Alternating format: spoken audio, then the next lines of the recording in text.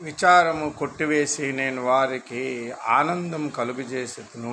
ఇర్మీయా గ్రంథం 31వ అధ్యాయం 13వ వచనం. మానవుడికున్న విచారం దేవుడు కొట్టివేస్తాడు. కొట్టివేసి ఆనందం కలుగజేస్తాడట.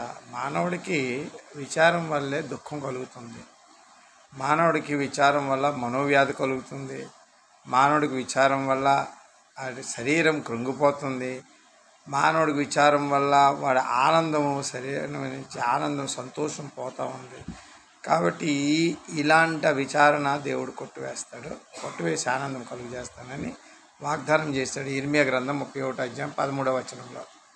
సో ఈ మాటలు విన్నోళ్ళందరూ కూడా దేవుడి మీద ఆధారపడటము, నీ విచారణ యావత్తు నేను కొట్టివేదనని దేవుడే చెప్పాడు. కాబట్టి దేవుడి మీద విశ్వాసం ఉంది. మన బ్రతుకుని దేవుడి కృప మీద ఆధారపడి ముందుకెళ్తే నిశ్చయంగా మనం ఆనందం